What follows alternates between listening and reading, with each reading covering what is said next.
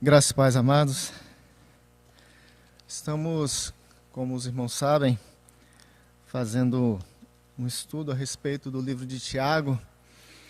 E nós já tivemos a oportunidade de estarmos conversando a respeito dos 3 primeiros capítulos. E hoje nós vamos estar, então, conversando um pouquinho sobre o capítulo 4 de Tiago. E para isso eu queria convidar você em casa para estar abrindo a sua Bíblia, você que está aqui abrindo a Bíblia. Tiago, capítulo 4, é um capítulo pequeno, não é um capítulo grande, mas que nos traz uma reflexão importante, séria e importante também como os demais. Vamos estar orando aqui? Senhor, obrigado pelo que tem feito, obrigado pela tua misericórdia, obrigado pelo teu amor, Senhor. Clamar ao Senhor a tua misericórdia, que não permita, Deus, que nada que seja contra o Senhor, que entre nos ouvidos dos irmãos, mas que, ó Deus, somente aquilo que o Senhor quer, a tua palavra e a tua vontade, o seu desejo, você esteja realmente falando aos corações aquilo que o Senhor quer falar, ó Deus. Eu te louvo por cada vida, por cada pessoa, e eu peço isso, ó Deus, em nome do teu Filho amado Jesus, ó Deus. Amém. Esse livro, esse capítulo, eu confesso aos irmãos que foi um capítulo difícil para mim, e eu acho que hoje o assunto da EBD vai ser para mim, tá? Se alguém quiser pegar um pouquinho, também fica à vontade. Mas eu consegui me enxergar totalmente no que está descrito aqui, e como é sério isso, e como isso é pesado. A palavra de Deus, ela é dura, Tiago fala de forma dura, fala de forma realmente como tem que ser. A palavra de Deus tem que ser direta, franca, verdadeira, né? E Tiago não esconde, não esconde absolutamente nada em relação a isso. E eu, diante desse capítulo, falei, meu Deus, Tiago estava olhando para mim, será que ele estava escrevendo tudo isso? Tiago, capítulo 4, então, vamos lá? Acompanhe a leitura, por favor, irmãos. De onde vêm as guerras e contendas entre vós? Não vem disto? Dos prazeres que nos vossos membros guerreiam? Cobiçais, mas nada tendes. Matais e invejais, mas não podeis obter o que desejais. Combateis e guerreais, nada tendes porque não pedis. Pedis e não recebeis porque pedis mal, para o gastardes em vossos prazeres. Adúlteros e adúlteras, não sabeis que a amizade do mundo é inimizade com Deus? Portanto, qualquer que quiser ser amigo do mundo, constitui-se inimigo de Deus. Ou pensais que em vão diz a Escritura que o Espírito que ele fez habitar em nós tem intenso ciúme? Antes ele nos dá uma graça maior. Portanto, diz a Escritura, Deus resiste aos soberbos, mas dá graça aos humildes. Sujeitai-vos, pois, a Deus, e resisti ao diabo, e ele fugirá de vós. Chegai-vos a Deus, e ele se achegará a vós. Lavai as mãos, pecadores, e vós de duplo ânimo purificai os corações. Senti as vossas misérias, e lamentai e chorai. Converta-se o vosso riso em pranto, e a vossa alegria em tristeza. Humilhai-vos perante o Senhor, e ele vos exaltará. Irmãos, não faleis mal uns dos outros. Quem fala mal de um irmão e o julga a seu irmão, fala mal da lei e julga a lei. Ora, se julgas a lei, não és observador da lei, mas juiz.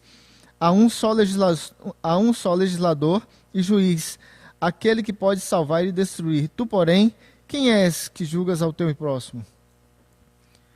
E agora, vós que dizeis, hoje ou amanhã iremos a tal cidade, lá passaremos um ano, negociaremos e ganharemos. Ora, não sabeis o que acontecerá amanhã. O que é a vossa vida? É um vapor que aparece por um pouco e logo se desvanece. Em lugar disso, deveis dizer, se o Senhor quiser, viveremos e faremos isto ou aquilo. Vós vos jactais das vossas presunções, ora, toda jactância tal como esta é maligna. Aquele, pois, que sabe o bem que deve fazer e não faz, comete pecado. Amém? E misericórdia. Então aqui, quando a gente para observar esse texto, de uma forma geral, ele apresenta um cenário, mas ele tem uma mensagem básica, que é aquilo que vocês pedem e não conseguem obter o que desejam. Existe essa mensagem básica por trás e agora existe todo um contexto do porquê que isso acontece. A gente então observa que existe um problema de vida estagnada, empacada, que não anda, né? Uma vida que não avança. Todos nós imaginamos que temos um ideal na forma como a vida vai ser conduzida. A gente imagina que a gente vai, a partir de um momento que a gente tem consciência pelo menos, que a gente vai estudar, se formar, conquistar um bom emprego, conquistar um bom salário, e a partir dali a gente conquistar boas coisas na vida da gente. A gente faz uma programação e essa programação parece que ela segue uma linha reta, né? Parece que ela não tem falhas, ela vai seguir de forma linear. E a gente, em determinado momento de nossas vidas, a gente se dá conta que a coisa não é assim e parece que há circunstâncias que a gente fala, está tudo parado, a coisa não flui. A coisa parece que bate numa parede e não passa daquele ponto, né? A gente percebe que tudo aquilo que a gente imaginou que correria de forma perfeita e realmente corrente, não flui. E a gente se dá conta que às vezes a nossa vida está completamente parada, estagnada, ela não parece que não está gerando mais vida, né? Você está ali parado, assim, esperando agora só a hora do Senhor levar. Porque as coisas não acontecem, porque as coisas não fluem. Na teologia, existem 3 grandes inimigos de nossas vidas. 3. E esses 3 grandes inimigos, eu posso apontar que são as três grandes âncoras que causam essa impressão em nós. 3 grandes. Eu vou chamar esses 3 grandes inimigos que a Bíblia fala, né? De 3 âncoras, que são responsáveis justamente por causar essa trava em nós. E no capítulo 4 de Tiago, ele aborda a respeito desses 4 inimigos, essas 4 âncoras. Eu queria ver com os irmãos. A primeira grande âncora, versículo 1, fala sobre paixões, prazeres que guerreiam dentro de vocês. Versículo 2, vocês cobiçam as coisas. E versículo 3, para gastar em seus prazeres. Então aqui fala sobre essa primeira grande âncora de nossas vidas, né? Fala sobre esse grande mal que existe, um dos 3 grandes maus que existem dentro de nós, grandes inimigos. E aqui fica claro que o primeiro grande inimigo, a primeira grande âncora que vive em nossas vidas, irmãos, é justamente a carne. As coisas que estão dentro de nós e que nos fazem sentir paixões, desejos. Muito obrigado. Nossos desejos, nossas cobiças, prazeres, e que essas coisas estão dentro de mim. E desde o primeiro capítulo, a gente vê que Tiago combate isso. E fala, olha, todas as coisas que acontecem surgem a partir de coisas que já estão dentro de você. Né? Existe um negócio chamado pecado, que é algo terrível que está dentro de nós, e quando nós damos margem para isso, é um grande inimigo que a Bíblia aponta para a gente que realmente é algo que nos trava, nos prende. Existe uma segunda âncora, um segundo grande inimigo, e que ela é formada por pessoas cheias da primeira âncora. Versículo 1 também fala o seguinte: o problema são as guerras e contendas que há entre vocês. Versículo 4: a amizade com o mundo é inimizade com Deus. E aqui a gente vê então que é a segunda grande âncora apresentada pela Bíblia é justamente o mundo. As coisas do mundo. As coisas que este mundo que está cheio de pessoas cheios da primeira âncora, cheia de paixões, o amor pelo mundo, né? A terceira âncora, hoje eu acredito que vai ser bem rápido, os irmãos podem ficar tranquilos, hoje eu não vou falar muito. Mas a terceira grande âncora, a terceira grande inimigo que batalha contra nossas vidas, está no versículo 7, que fala o seguinte: resistir ao diabo. E este é o terceiro grande inimigo que a Bíblia aponta para a gente, que é o diabo, Satanás. Tem gente que fala o sujo, né? A primeira âncora, então, nós temos a carne. A segunda âncora de nossas vidas, nós temos o mundo. E a terceira âncora, ou o terceiro inimigo, seria diabo. E se nós pararmos para observar, então, nós estamos inseridos neste mundo, este mundo caído, com todos os pecados, com todas as suas mazelas, com todas as coisas que nos atraem. E nos atraem porque agora nós estamos cheios desses prazeres, nós estamos agora com as nossas paixões voltadas para isso, com o pecado que habita em nós, desejosos a fazer essas coisas, e nós percebemos que existe uma mente espiritual que utiliza de tudo isso para que diariamente ele coloque armadilhas, para que ele coloque realmente ciladas, para que nós possamos cair. Então nós estamos inseridos nesse contexto. Diariamente, cada um de nós está inserido. E Tiago fala o seguinte, olha, ele alerta para a gente assim: vocês estão no meio disso tudo, e a cobiça, as coisas que vocês estão querendo, vocês estão desejando, e vocês não vão conseguir, vocês não estão conseguindo o que cobiçam. Vocês querem planejar o futuro, vocês querem fazer planos lá na frente, mas vocês nem sabem o que vai acontecer. Vocês pedem e não recebem. Existem alguns exemplos, a Bíblia tem diversos exemplos de como isto está presente na vida de todo mundo. Eu quero dar um exemplo, Esaú e Jacó, um exemplo básico. Lembra a história de Esaú e Jacó? Existia uma promessa para Jacó que ele se tornaria, né, o líder. O Senhor já tinha falado isso. Mas a mãe de Jacó resolve, então, agora ajudar Deus do jeito dela, né? E a partir de um princípio que ela falava que era correto, que era justo, que era sincero, que era puro, ela faz o quê? Engana, mente.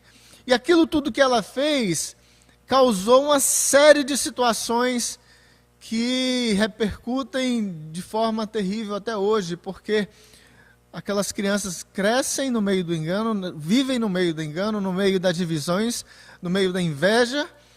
Mais tarde existem lutas, batalhas e guerras por causa daquela divisão.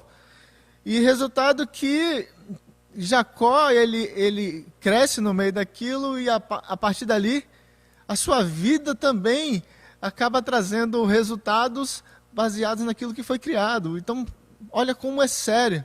E nações até hoje pagam um preço muito caro por causa de uma atitude. As nossas atitudes sempre revelam ou sempre trazem resultados muito sérios.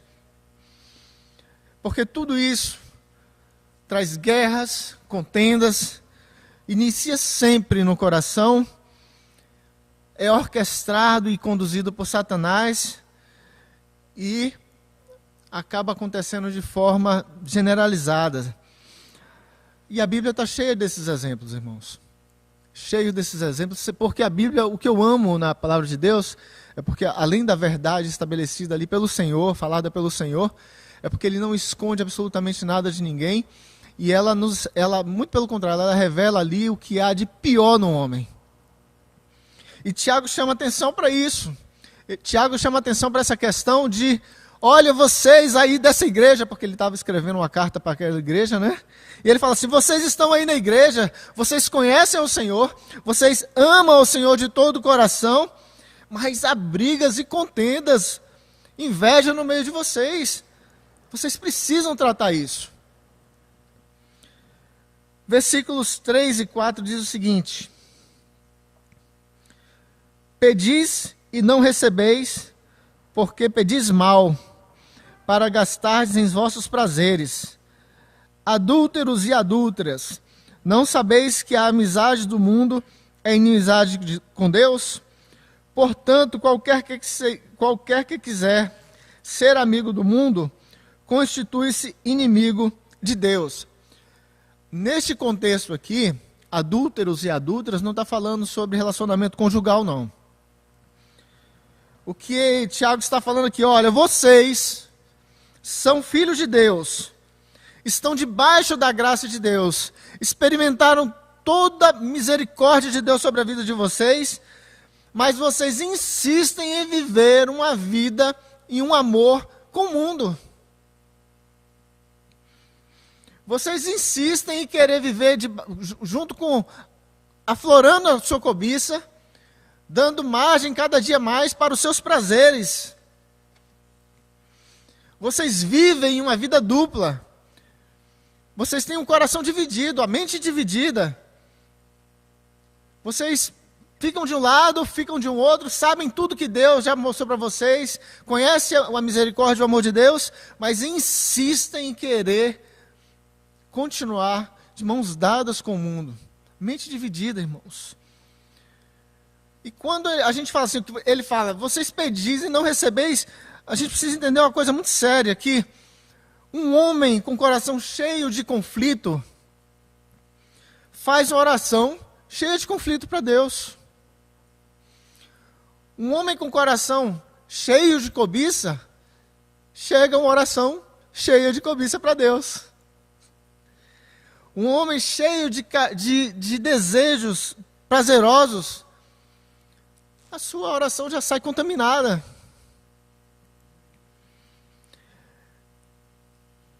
E essa oração, quando ela chega diante de Deus, ela chega com uma visão completamente distorcida de quem é Deus.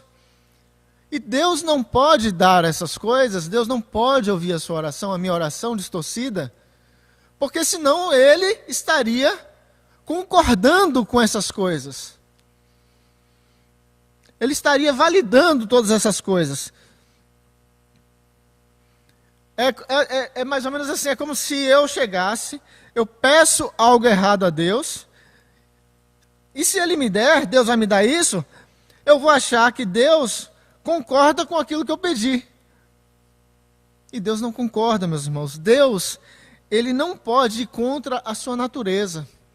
Deus não pode ir contra a sua natureza, que é santa, pura, imaculada.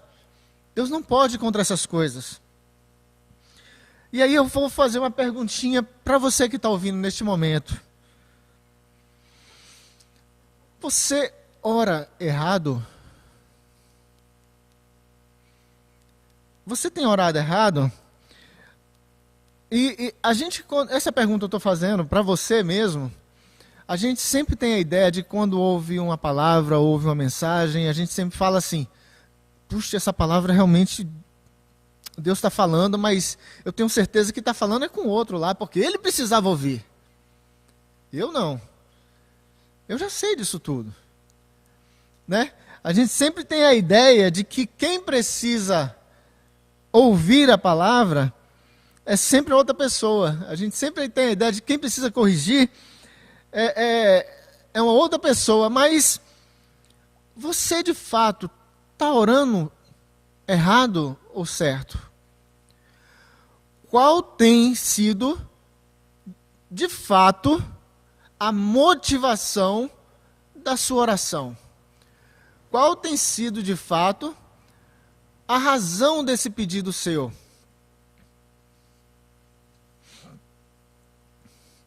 Eu quero dar alguns exemplos aqui para a gente poder se localizar de uma forma melhor. Vamos imaginar que a gente está aqui diante da televisão, ouvindo um debate político. Tem partido A e partido B. E é uma coisa muito comum acontece com essas situações, é que quando nós estamos ouvindo os dois partidos, cada um deles defende uma visão e cada um deles, a partir dessa própria visão, estão corretos. E o outro é responsável pelo desastre. Mas cada um, a partir da sua própria visão, se eles fazem a oração, a sua oração vai chegar diante de Deus perfeita, correta. Eles são justos diante de Deus. Olha só como isso funcionaria, né? Compreendem? A gente então tem duas pessoas com visões completamente diferentes, mas cada uma defende a sua visão e dizendo que estão certas. Não, eu estou certo e a minha oração é justa. O debate político tem essa ideia. Ainda dentro desse exemplo, se a gente for aqui na penitenciária de Viana e conversar com os presos, eu não vou falar 100% mas eu acho que a grande maioria vai falar assim, olha, eu sou inocente, tá? Eu sou inocente, ou eu só fiz aquilo porque o outro, eu só fiz aquilo porque alguém, nunca assume a responsabilidade, não, eu fiz isso, eu sou culpado disso. Não, não tem. Sempre existe um motivo porque o outro fez. Eu estou aqui porque tem uma reportagem que fala assim, eu não fiz nada, eu só matei ele, mas o resto eu não tenho culpa de nada. Como assim? Né? Quando você e eu oramos a Deus, achamos realmente de fato que não há nada errado em nós. E nós temos, vamos dizer assim, nós somos divididos em partes dentro de nós, irmãos. Existem algumas partes dentro de nós que nós deixamos Deus tratar de forma muito sincera, e de forma muito aberta, de forma muito clara. Deus muda, transforma, mas tem outras áreas da nossa vida que a gente não consegue enxergar erro em nós. E a gente muitas vezes está orando, buscando ao Senhor, e que estão justamente ligados nessas partes que não foram transformadas ainda, e Deus está falando, não, essa oração que você está pedindo é baseada a partir desse ponto que você não tratou ainda. É baseada a partir desse ponto que não existiu correção ainda.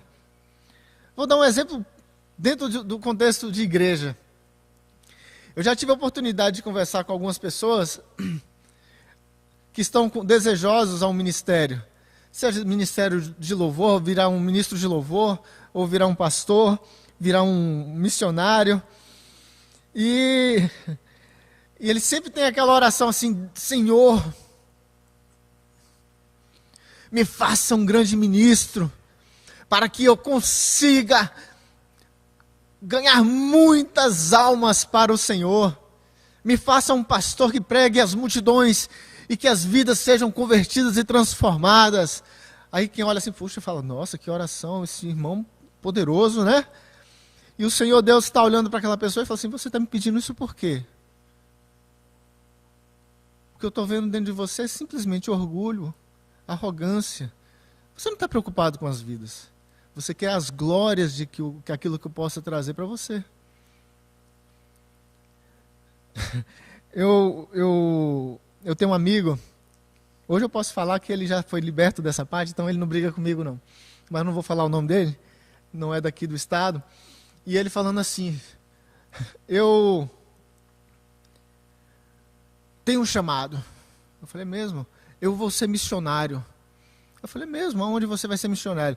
Eu vou para a Suécia. Eu falei, é mesmo? Mas você prega no seu bairro? Não. Você fala de Cristo no seu trabalho? Não. E você tem um chamado para a Suécia? Como assim? Como é que funciona isso? Né? Como é que funciona isso? E ele entendeu depois, né? Então, assim, o que está motivando a oração daquela pessoa, falando, Deus, eu quero trabalhar para o Senhor, não é o trabalho do Senhor. Eu quero desfrutar dos benefícios que o Senhor pode me dar se eu for para a Suécia. Eu quero me beneficiar dos benefícios. Beneficiar dos benefícios é ótimo, né? Eu quero poder aproveitar esses benefícios que o Senhor tem. E eu coloco o nome do Senhor na frente para isso me dar autoridade. Espiritualizar a coisa. E Deus está falando, não existe isso. Você não vai ser ouvido no que você quer porque você está cheio de paixões.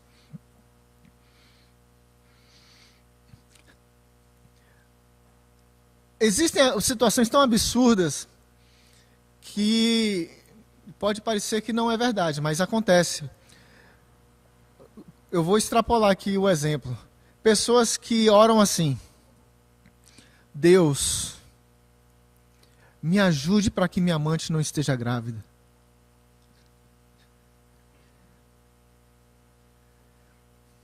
Porque eu quero ter uma vida digna com a minha esposa.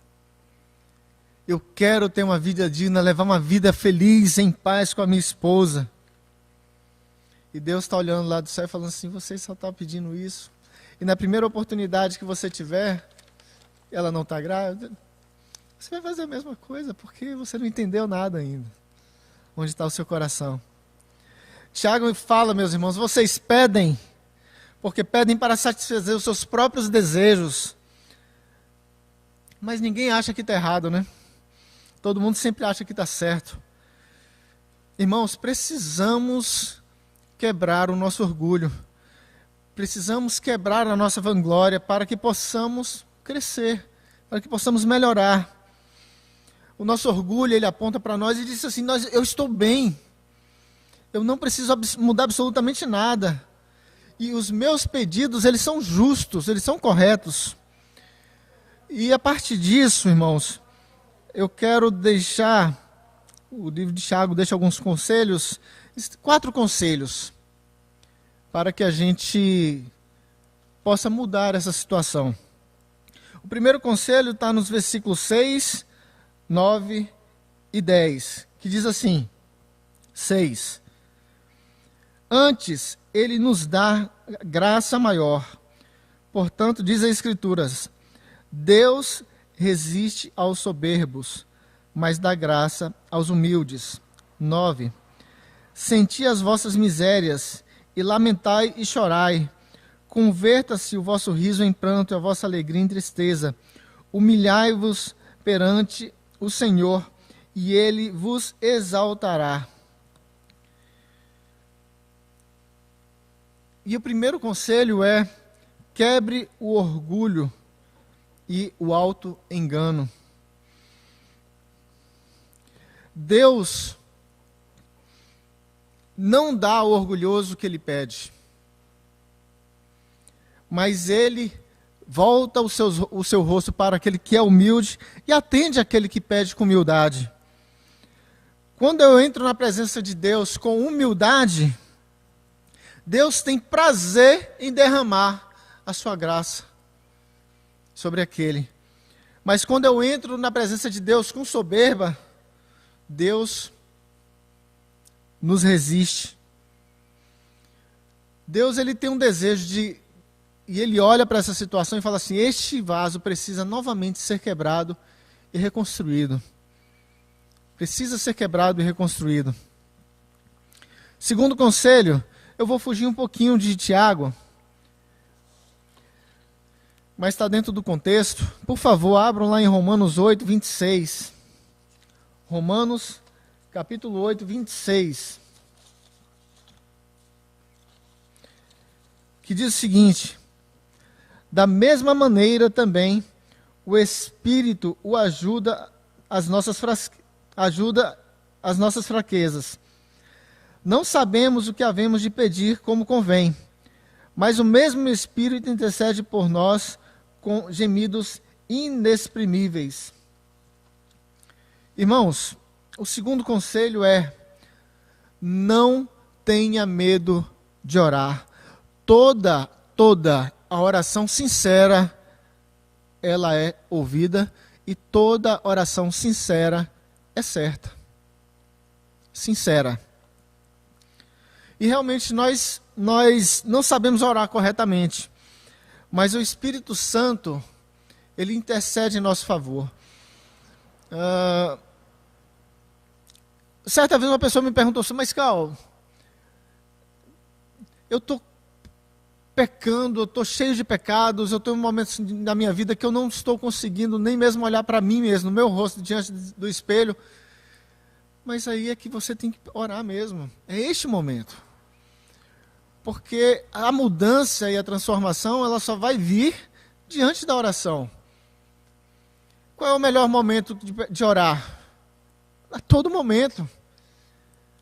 Pecou, dobre os seus joelhos diante do Senhor e clame ao Senhor. Fala, Senhor, mais uma vez eu estou aqui na sua presença. Mais uma vez eu clamo que o Senhor venha e tira isso de mim. Mais uma vez, ó Deus, eu preciso ser transformado. Naquele momento. Diariamente, constantemente, não tem. A pessoa mais interessada em que eu e você não oremos, não busquemos o perdão do Senhor é Satanás. A pessoa mais interessada. E muitas vezes ele utiliza da nossa vergonha, muitas vezes ele utiliza do nosso orgulho, muitas vezes ele utiliza daquilo terrível que tem dentro de nós, aponta para os nossos erros, e ele fala, não, você não vai ser ouvido. Mas o coração sincero, Deus ouve, e o Espírito Santo intercede por nós com gemidos inexprimíveis. O terceiro conselho está em Tiago 4, lá novamente, versículos 7 e 8, que diz, sujeitai-vos a Deus, resisti ao diabo, e ele fugirá de vós. Achegai-vos a Deus, e ele achegará a vós.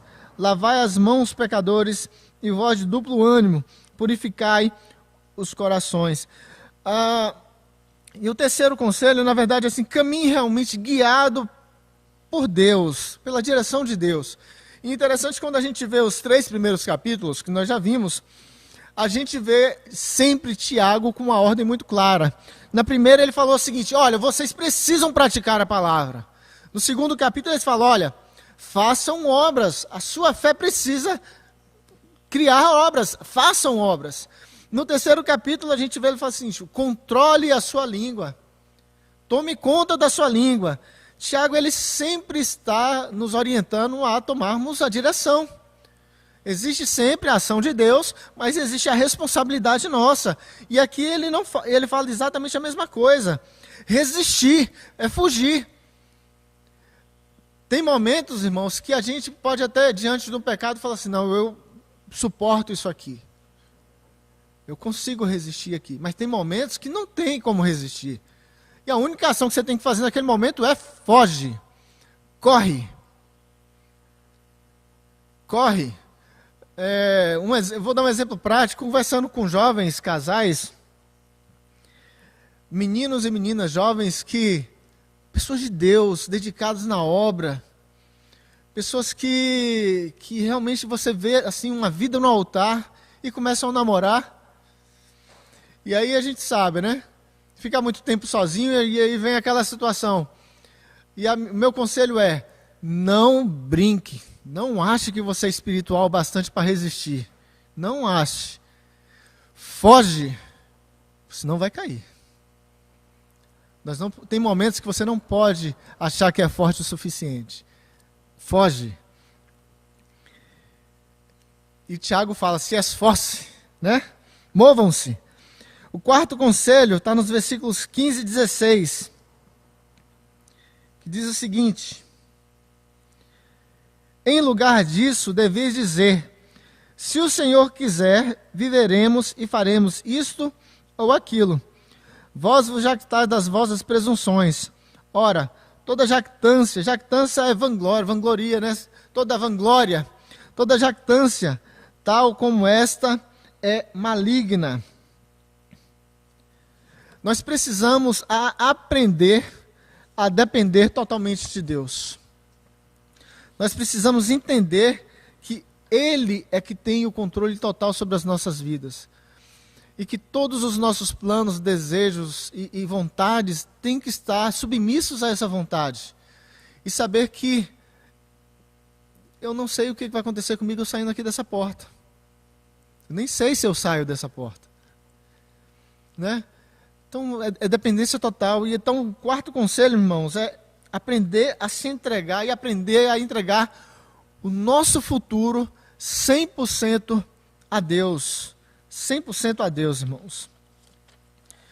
E nós podemos estar sentindo as nossas vidas estagnadas. Nós podemos estar sentindo as nossas vidas presas, amarradas a algumas situações que não caminham, não fluem, não saem de onde estão. Parece que, às vezes parece até que Deus não está ouvindo as nossas orações. Parece que Deus está totalmente em silêncio. Mas o que nós estamos pedindo de fato a Deus?